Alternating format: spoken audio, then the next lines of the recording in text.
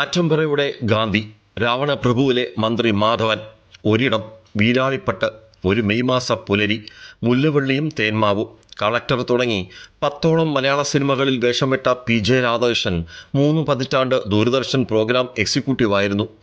ഒടുവിൽ മായമ്മ എന്ന സിനിമയിലും അഭിനയിച്ചു. പ്രശസ്തരായ നടന്മാർക്കൊപ്പം ചെയ്ത റോളുകളിൽ ഏറെ ഇഷ്ടം രാവണപ്രഭുവിലെ ലാലേട്ടൻ്റെ കാർത്തികേയനൊപ്പം ചെയ്ത മന്ത്രി മാധവൻ. ദൂരദർശന ജോലി എനിക്കൊരു തടസ്സമായിരുന്നു. അതും എനിക്ക് ഒരു വല്ലാത്ത ബുദ്ധിമുട്ടുണ്ടാക്കിയിട്ടുണ്ട്. പിന്നെ അതുപോലെ തന്നെ രാവണപ്രഭുവിലാണ് ഞാൻ ആദ്യമായിട്ട് എന്നെ അറിയപ്പെടുന്ന ഒരു സിനിമ എന്ന് പറയുന്നത് ചെയ്തിട്ടുള്ളത്. അതിനുശേഷം രഞ്ജിത്തിൻ്റെ 2ാമത്തെ സിനിമയെ നന്ദനത്തിലേക്ക് എന്നെ വിളിച്ചായിരുന്നു. നിർഭാഗ്യവശാൽ എൻ്റെ ദൂരദർശൻകാരൻ എനിക്ക് അനുമതി തന്നില്ല. അതുകൊണ്ട് ഞാൻ അതിൽ നിന്ന് പിന്മാറി. ഇങ്ങനെ പല അവസരങ്ങളും ഞാൻ ദൂരദർശൻ കാരണമാണ് എനിക്ക് മുടങ്ങിയത്. എന്നിട്ടും ഞാൻ പിന്നെ കുറേ സിനിമകളിൽ ആ പെർമിഷനൊന്നും എടുക്കാതെ തന്നെ അഭിനയിച്ചിട്ടുണ്ട്. ഇപ്പം പിന്നെ എനിക്ക് പ്രശ്നമില്ലല്ലോ. അങ്ങനെ മായമ്മയാണ് ഞാൻ ഏറ്റവും കൂടുതൽ അഭിനയിച്ച സിനിമ. പതിറ്റാണ്ടുകൾക്ക് മുമ്പ് ഗാന്ധി സിനിമയുടെ ഷൂട്ടിംഗ് ലോകമറിഞ്ഞ് ഹരിയാനയിൽ നടക്കുന്നു. പാകിസ്ഥാനിലേക്ക് പലായനം ചെയ്യുന്നവരിൽ ഒരുവനായി ആ മഹാസിനിമയിൽ PJ രാധാകൃഷ്ണനും കിട്ടി ചെറിയൊരു റോൾ. ഞാൻ നാഷണൽ സ്കൂൾ ഓഫ് ഡ്രാമയിലാണ് ഞങ്ങൾ താമസിച്ചുകൊണ്ടിരുന്നത്.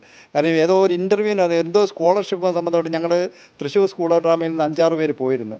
അപ്പോൾ അങ്ങനെ പറഞ്ഞപ്പോൾ ആരോ പറഞ്ഞു ഗാന്ധി സിനിമയുടെ ഷൂട്ടിംഗ് നടക്കുന്നുണ്ട്. അപ്പം ഞങ്ങൾക്ക് വലിയ താല്പര്യം അങ്ങനെ തോന്നിയിട്ടില്ല എനിക്ക് പക്ഷേ പിന്നെ അവിടുന്ന് ഈ നാഷണൽ സ്കൂൾ ഓഫ് ഡ്രാമയിൽ ഒരുപാട് പേര് പോകുന്നുണ്ട്. അപ്പോൾ അവർക്ക് വേണ്ടിയിട്ട് ഹോട്ടൽ അശോക എന്നുള്ള ബന്ദിയാണ് വരുന്നത് രാവിലെ. അപ്പം ഞങ്ങളും അതിൻ്റെ കൂടെ കൂടി.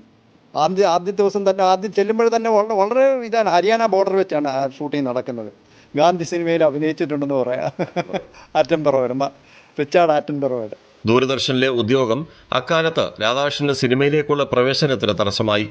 6.5 പതിറ്റാണ്ട് പിന്നിടുന്ന ജീവിതം കലാകാരനായി, നടനായി ഇനിയും രാധാകൃഷ്ണൻ മുന്നോട്ട്. പുതിയ കോൾ ഷീറ്റിനായി കാത്തിരിക്കുന്നു.